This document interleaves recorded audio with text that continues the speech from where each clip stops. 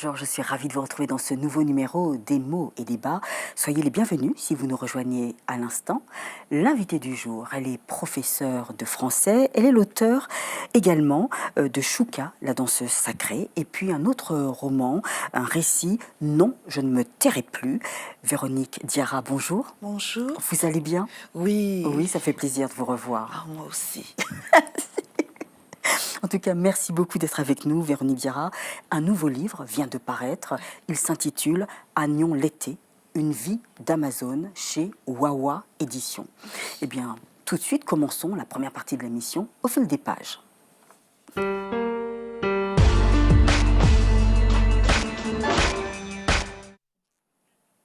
Véronique Diarra, nous sommes dans la région, sur les terres de Thau, Agbomé. Le roi Arossou et sa reine Ayoavi sont protégées par des guerrières appelées Amazones. Elles sont dirigées par Ganfela, la tante d'Agnon l'été. Alors justement, présentez-nous Agnon l'été parce qu'elle a un profil, un physique particulier. Agnon l'été, effectivement, je présente mes excuses à mes frères et sœurs qui parlent la langue fon parce que je ne suis pas sûre de bien prononcer. Agnon l'été est censé vouloir dire « tu es belle », car Agnon l'été est d'une beauté extraordinaire.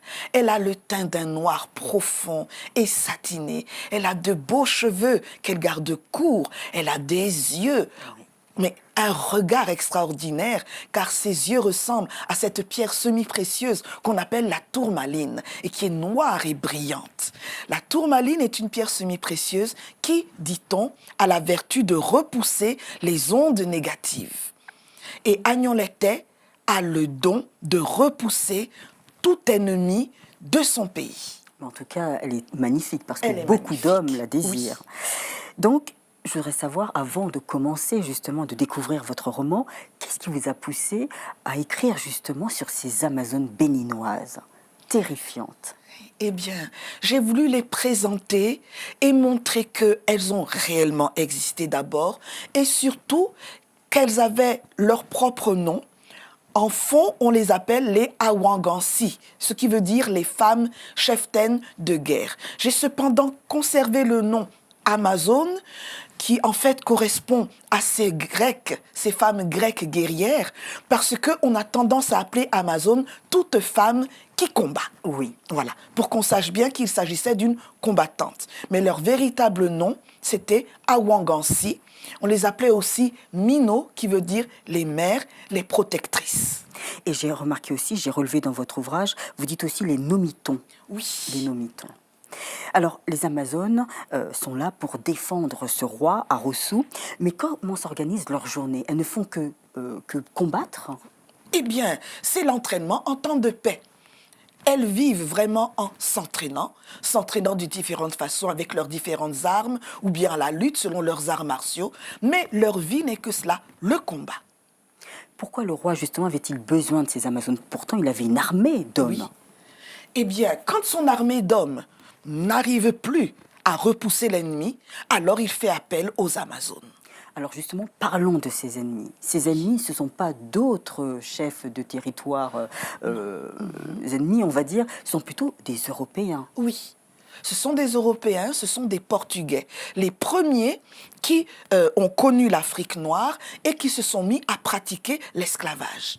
Voilà qu'ils ont découvert cet endroit, donc le pays des fonds, le pays que j'ai appelé Royaume Thau, et ils ont décidé d'y pratiquer l'esclavage, donc attaquer les villages côtiers pour emmener les survivants en esclavage. Donc hommes, femmes, enfants, voilà, étaient kidnappés, enlevés par ces Européens portugais.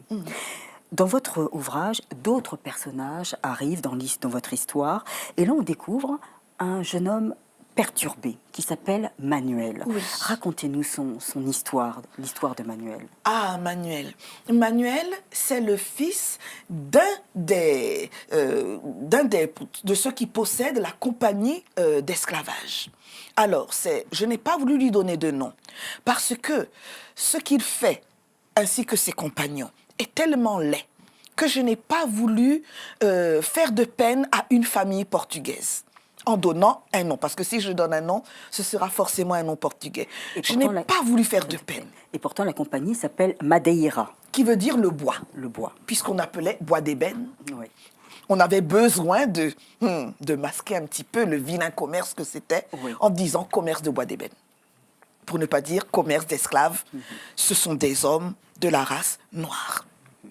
Voilà, donc je disais, Manuel est le fils que cet homme affreux a eu avec une esclave noire. Une esclave noire qui venait d'ailleurs du Matamba. Et il a récupéré cet enfant, il s'est débarrassé de la maman en l'envoyant dans une plantation de canne à sucre où elle est morte malheureusement. Et il a fait élever cet enfant chez des moines qui l'ont abreuvé de mensonges, en lui faisant croire que sa mère était une mauvaise personne, que de toute façon, tous ceux de la race noire sont des gens minables qui ne méritent aucun respect. Et en même temps, quand il a compris qu'il était le fils du maître, il se disait, mais ce n'est pas juste que moi, je ne sois pas dans la grande maison. Ce n'est pas juste que moi, je ne sois pas traité comme mes frères qui sont, dit-on, légitimes. Alors, cela le plonge dans une crise identitaire qui le rend méchant. Et comme il dirige une petite exploitation agricole de son père à la campagne, eh bien, il se venge sur les esclaves en les maltraitant. Il est extrêmement dur. Mais tout va changer quand son père va penser à lui, mais pour de bien vilaines actions. Il va vouloir l'utiliser, donc il va l'appeler chez lui. Et Manuel va rencontrer l'épouse de son père, qui est bien malheureuse. Et tous deux vont se découvrir, vont devenir mère et fils, vont s'aimer et se soigner l'un l'autre de leurs blessures de cœur. Emmanuel va devenir quelqu'un de fantastique, de merveilleux. Celui qui va achever sa transformation est le capitaine Luis Benjeloun, Oui. qu'il rencontre sur le bateau qui doit le mener en Afrique pour réaliser une très très laide mission. Et ce capitaine qui est un idéaliste espagnol, andalou, et qui a horreur de l'esclavage, va lui ouvrir les yeux et va terminer donc sa formation. Et vraiment, Manuel va devenir quelqu'un de bien. Alors justement, vous avez parlé, vous avez évoqué cette stratégie que va mettre en place, on va dire, l'homme d'affaires du groupe Madeira. Oui. C'est quoi? Donc il va demander à des esclaves donc, de sa plantation, il va les habiller d'une certaine façon, en gentilshommes, on va dire, pour essayer de convaincre ces terribles, on va dire, ces terribles Amazones, ces terribles hommes du roi Arossou, pour essayer justement de les amadouer. C'est bien cela. Oui, en fait, il s'agit effectivement d'une ruse. Il s'agit d'envoyer 30 esclaves qui ont belle allure, en leur mettant de beaux vêtements. Ils sont chargés d'aller donc dans cette ville d'Abomey et de convaincre des gens de les suivre en leur disant « Nous venons d'un beau pays, venez avec nous pour avoir vraiment toutes ces richesses, toutes ces beautés et pour découvrir ce qu'il y a de l'autre côté de la mer. » Et c'est pour cela qu'il les envoie, pour qu'ils puissent, que chacun arrive à prendre 10 personnes, à charmer 10 personnes et les emmener. Cela fera donc 300 personnes qui vont débarquer au Portugal et qui feront croire qu'il n'y a plus aucun problème sur les côtes et que les hommes d'équipage, les corsaires, les flibustiers, peuvent revenir sur les côtes et attaquer les villages. Ils ne rencontreront plus ces affreuses Amazones. Voilà, c'est le piège qui est monté.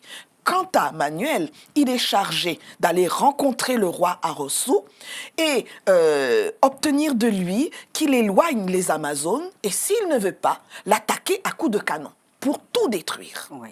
Voilà, c'est là la mission de Manuel. Et fort heureusement, les hommes d'équipage ont une sorte de sursaut, enfin se réveillent et s'aperçoivent qu'en fin de compte, cette vie à Abomey est splendide et magnifique. Voilà. Et ils commencent à donner la vérité, à dire cette vérité, leur raison de leur venue. Voilà, tout à fait. Donc, les appâts, comme les appellent leurs maîtres, vont effectivement se rendre compte que ce qu'ils doivent faire là est très laid. Et en plus, c'est dangereux pour eux-mêmes. Donc, le mieux, c'est de se tourner vers les Africains qui, loin d'être des sauvages, sont des personnes très humaines et sont capables de les comprendre. Ils ont donc présenté toutes les excuses et même offert de combattre eux aussi les Yovo, puisque c'est ainsi qu'on les appelle dans la langue fon, pour désigner ces personnes qui viennent attaquer et emporter des gens et qui ont curieusement la peau enduite de kaolin. De kaolin, la peau blanche, oui. Autre chose, donc là, il y a cette histoire d'amour qui s'installe entre Tobias et une Amazone, Wani. Pourtant, Wani sait très bien que les Amazones n'ont pas le droit de fréquenter les hommes, de tomber amoureuses. Oui, tout à fait. Elle le sait, mais bon, elle est entraînée malgré elle. Elle garde cependant ses principes d'Amazone et elle est décidée à plaider sa cause. Elle ne sait pas le malheur qui l'attend. Elle est prête à plaider sa cause pour obtenir le droit de se marier avec Tobias. Et elle lui apprend les stratégies guerrières des Amazones. Oui, elle lui apprend à se battre, elle lui apprend les stratégies guerrières. Et Tobias a des dispositions pour se battre car il descend lui-même d'un guerrier et d'une fille de forgeron qui appartenait à l'empire mandingue, d'autrefois l'empire de Sundiata Keita. Autre chose, pendant ce temps, il se passe quelque chose dans la cour du roi. Qu'est-ce qui se passe dans la tête de ce roi, justement, Arossou, qui est tombé sous le charme de ces fameux yeux de tourmaline et craque totalement pour Agnan l'été. Pourtant, il a des femmes, il a des concubines, mais il essaye de mettre le grappin sur Agnan l'été. Donc, il l'emprisonne quelque part en disant tu vas apprendre comment se battre, comment combattre à mes enfants. C'est ça. Effectivement, il a essayé donc de la courtiser. Ça n'a rien donné. Il lui a offert 1000 merveilles. Ça n'a rien donné. Alors il décide d'utiliser la ruse. Et s'il le faut, il envisage la force. La ruse, c'est de la nommer effectivement précepteur de ses fils pour qu'ils apprennent à combattre. Et comme ça ne suffit pas, eh bien, il cède à vraiment une affreuse idée. Il va prendre des fortifiants, des anabolisants. Il va faire de la musculation. Il va s'introduire dans la chambre d'Agnan l'été pour l'attaquer. Mais il sera bien battu. Oui, ça, c'est vrai. Autre chose, donc, il se passe quelque chose, voilà, cette nuit-là, entre le roi et Agnan l'été. Et elle prend la fuite. Oui. Et donc, entre-temps, c'est bizarre parce que Agnan l'été a prévenu sa tante, Ganfela, la chef des Amazones. Elle dit, attention, il est en train de me séduire. Elle n'a pas voulu croire Agnan l'été. Et un soir, elle s'aperçoit que c'était vrai. Et elle lui propose d'aller se réfugier chez un guerrier qu'elle a connu. Oui, il s'agit d'Anikulapo, le chef de guerre des Yoruba. Il habite à Eko, la capitale du royaume des Yoruba, cette ville qui plus tard s'appellera Lagos. Je l'explique d'ailleurs dans le roman. Non. Alors, je l'ai appelé ainsi Anikulapo parce que je voulais rendre hommage à ce merveilleux chanteur nigérian, donc Fela Anikulapo Ramson Kuti. Donc, voilà pourquoi la tante d'Agnan l'été s'appelle Fela, ce n'est pas pour rien. Anikulapo, celui qu'elle a aimé quand elle était jeune, mais elle a choisi de poursuivre son chemin de guerrière et elle n'a pas voulu donc l'épouser.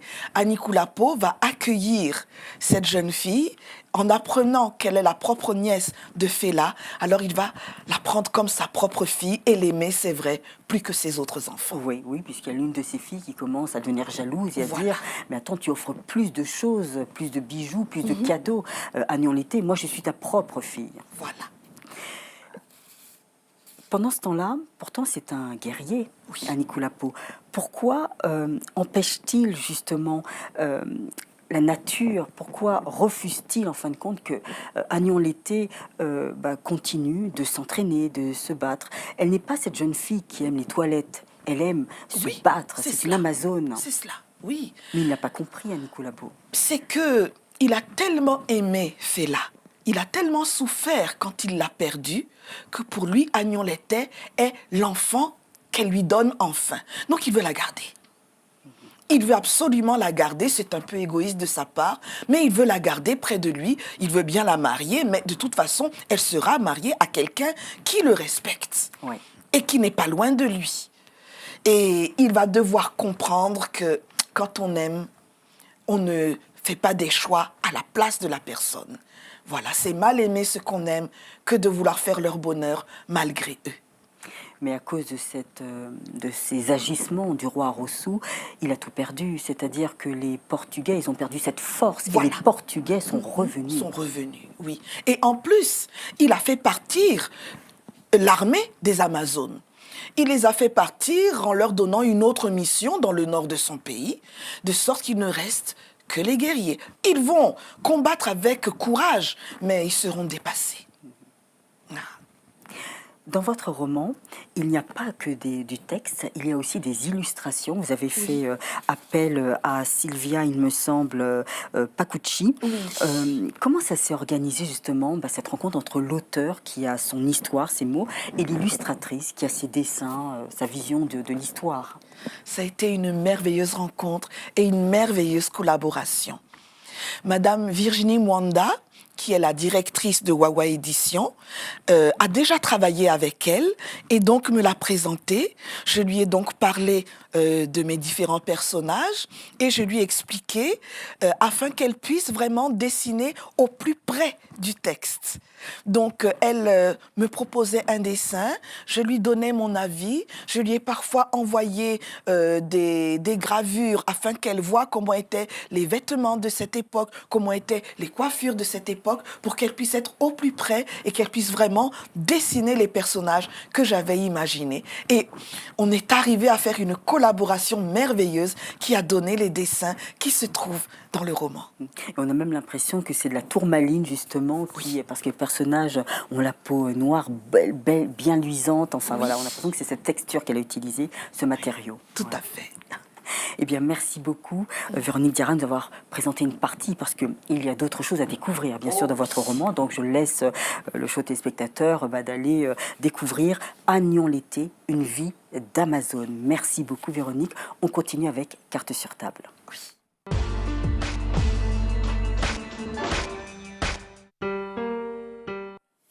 Pour Carte sur table, comme je l'ai dit précédemment au début de l'émission, vous êtes professeur de lettres, professeur de français dans un lycée en région parisienne. Alors, je voulais savoir, est-ce que maintenant, ça fait quand même 3 ouvrages, si je ne me trompe pas. Oui. Alors, est-ce que vous allez dire, bon, maintenant j'arrête d'enseigner, je vais carrément me laisser porter vers l'écriture, voilà, être écrivaine à temps plein. Je laisse tomber l'enseignement. Ah, eh bien, j'avoue que je suis tentée par cette idée.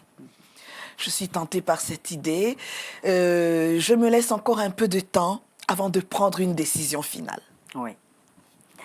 Il y a sur une photo qui va apparaître à l'écran, Oui. on vous voit au milieu de 2 jeunes filles avec votre deuxième roman, il me semble, c'est Oui. Non, je ne me tairai plus. Effectivement. Vos filles aussi, veulent devenir, je ne sais pas, comme vous, professeurs de lettres ou chacune a d'autres objectifs, d'autres buts?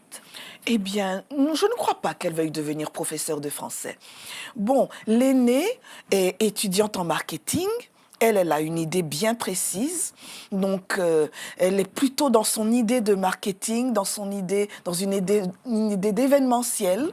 Voilà, elle est plutôt à ce niveau-là, ma fille aînée. Quant à la petite, bon, elle n'est encore qu'en 3e. Oui. Elle n'a pas d'idée précise. Elle aime bien la littérature, elle aime beaucoup l'art, mais je ne crois pas qu'elle soit attirée par l'enseignement. D'accord. Autre chose, en parlant d'enseignement, justement, Véronique Diarra, il y a en ce moment un mouvement des enseignants qui sont en colère. Donc sur le groupe Facebook, ça a démarré, ça s'appelle les Stylos Rouges. Et puis maintenant, ça atteint plus de 45 000 membres. Et puis il y a aussi un autre mouvement qui s'appelle Pas de vague. Là, c'est pour dénoncer les violences en milieu scolaire ou alors aussi dénoncer le projet de loi Blanquer. Je voulais savoir, vous suivez aussi ce mouvement ou bien, bon, vous suivez de loin? De loin. Je le suis de loin, je ne me suis pas impliquée. Oh, certes, ce qui est vrai, c'est que le métier d'enseignement, qui est si beau, Ouais. est vraiment, vraiment maltraité. Nous sommes maltraités. Je ne sais pas pourquoi. En fait, je crois qu'il y a un problème d'éducation de base au niveau des enfants. Une éducation de base qui est relâchée. Les enfants, les adolescents croient que tout leur est dû, croient que tout est permis pour eux. Et malheureusement, il y a des parents d'élèves qui ne disent pas du bien de nous et qui, devant leurs enfants, nous critiquent. De sorte que les enfants, les jeunes, eh bien, ont cessé de nous respecter pour la plupart. Et nous avons de plus en plus de mal à nous imposer et à leur faire comprendre qu'ils ont besoin de ce que nous leur apportons. Et justement, comment faire pour réconcilier, justement, pour qu'il y ait cette confiance entre parents enseignants et élèves et enseignants? Eh bien, d'ailleurs, c'est vraiment nécessaire. Je demanderai d'abord aux parents d'élèves de voir en nous, en quelque sorte, des collaborateurs. Parce que eux, ils ont leurs enfants, ils nourrissent leurs enfants, ils élèvent leurs enfants. Mais quand les enfants viennent auprès de nous, nous les nourrissons à notre tour, mais de façon intellectuelle. Et nous les faisons grandir de façon intellectuelle. Donc, nous ne sommes pas les parents, mais quelque part, nous sommes de petits parents pour leurs enfants. Alors, nous devrions être main dans la main au lieu d'être opposés les uns aux autres. Voilà. Il y a des parents qui considèrent que nous agressons leurs enfants quand nous les sanctionnons. Mais nous ne sommes pas là pour ça. Nous sommes plutôt là pour faire évoluer leurs enfants. Et nous ne voulons que du bien à leurs enfants. En tout cas, moi, je ne me suis jamais préparée un matin en me disant « Ils vont voir ce que je vais leur faire ». Non, vraiment, je n'ai pas le temps de cela. Mais par exemple, c'est vrai qu'il y avait certains professeurs, on entend qu'il y a des professeurs qui sont très durs, qui tiennent des propos, style comme si les élèves n'allaient pas y arriver ou leur avenir est déjà foutu, enfin, vous voyez, donc... Je reconnais que certains de mes collègues sont extrêmement maladroits. Je reconnais que certains de mes collègues se laissent envahir par leurs propres problèmes et les rejettent sur les élèves. Normalement, quand on arrive à notre établissement, on laisse nos problèmes personnels au portail et on entre dans l'établissement. C'est ce qu'on devrait faire normalement. C'est ce que je m'efforce de faire. Maintenant, j'ai des collègues qui ont du mal ou qui n'y arrivent pas. Maintenant, j'ai des collègues qui se sont mis à enseigner parce que c'est le seul gagne-pain qu'ils ont trouvé avec le diplôme qu'ils avaient. Mais ce n'est pas vraiment leur vocation. Or, l'enseignement, c'est une vocation. Il faut vraiment l'avoir à cœur, avoir vraiment ce désir de rencontrer l'enfant, de rencontrer l'adolescent pour lui apporter la connaissance qui va le faire grandir. J'aimerais bien que le ministère nous écoute au niveau de cette question-là, mais je ne fais pas du tout de grève. Je n'aime pas arrêter d'enseigner parce que j'estime que ce n'est pas aux enfants de payer, de subir les conséquences des problèmes. Il m'est arrivé, moi, d'aller en cours tout de même quand certains collègues se mettaient en grève, parce que je n'aime pas ce principe. Je suis convaincue qu'il existe d'autres façons de s'exprimer, d'exprimer notre mécontentement pour nous faire comprendre. Je préférerais, si c'était possible, rencontrer Monsieur le ministre ou un de ses collaborateurs pour expliquer clairement ce qui se passe et même les inviter. Venez à l'école, venez assister aux cours avec nous et voyez ce qui se passe. Comprenez que nous avons besoin d'avoir des classes avec de petits effectifs pour vraiment donner le meilleur de nous-mêmes à chaque élève. Il y a aussi une revendication salariale. C'est vrai. Ouais. C'est vrai, c'est vrai. Nous méritons, je crois, d'être mieux traités, d'être mieux payés, parce que nous nous donnons beaucoup. Certains diront, mais vous n'avez que 18 heures de cours par semaine. Oui, mais ces 18 heures de cours, nous les préparons. Ensuite, nous composons les devoirs. Et ensuite, nous corrigeons ces devoirs. Alors, nous travaillons beaucoup, avant et après les leçons que nous donnons. Ouais. Merci beaucoup Véronique Diarra de nous avoir présenté comme ça une partie de votre métier qui ne doit pas être facile, ça c'est vrai. Certes. Ouais.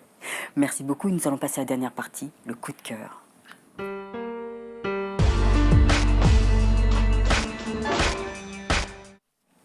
Alors pour ce coup de cœur, c'est encore un honneur aux femmes, un hommage Oui. à la gente féminine. Oui, tout à fait. Il s'agit d'un essai, Oui.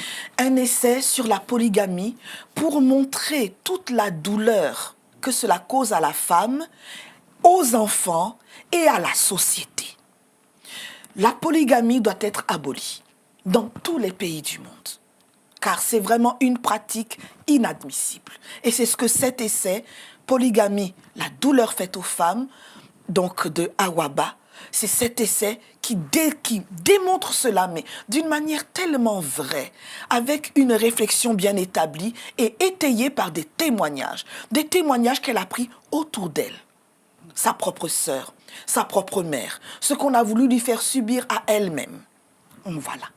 Et c'est vrai qu'il y a cette compétition, ces jalousies, ces préférences qui sont destructrices au sein d'un couple, au sein d'une famille, ou des familles. Oui, des familles, oui, tout à fait. Et ça engendre tant d'enfants qu'on n'arrive plus à les éduquer, à les scolariser comme il faut. Donc si un pays a du retard, c'est en partie à cause de cette polygamie qui rend le père de famille incapable de s'occuper correctement de sa progéniture. Oui, c'est vrai qu'il n'a pas le temps. Et surtout qu'il trouve le temps de trouver une autre concubine. Et ça n'arrête pas.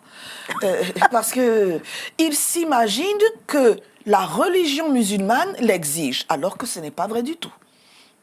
J'ai même entendu un musulman déclarer que celui qui a vraiment compris... celui qui a vraiment compris ne se permet pas de prendre plusieurs femmes. Car la vérité, c'est que le prophète, m'a-t-on expliqué, permet aux hommes de prendre 2, 3, jusqu'à 4 épouses, mais il y a une condition. C'est de donner la même affection, le même confort et les mêmes cadeaux à toutes les épouses. Et ça, ce n'est pas possible. Alors, quand on agit avec injustice, on se met en état de péché en tant qu'homme, en tant que mari. Donc, celui qui a compris l'état de péché dans lequel il va forcément se mettre, parce qu'il va forcément en préférer une, eh bien, il va choisir, lui, si il réfléchit bien, de n'épouser qu'une seule, pour ne pas être en état de péché. Voilà. Très bien. Et donc, c'était le livre Polygamie de Awaba. Oui. Très bien. Merci beaucoup, Véronique Diarra, de nous avoir parlé de votre coup de cœur, mais aussi votre nouveau roman, c'est Agnan l'été, une vie d'Amazon, chez Wawa Éditions. Oui. Merci beaucoup. Et puis, quant à vous, mes chers complices, on se retrouve la semaine prochaine avec un autre auteur bourré de talent, comme d'habitude.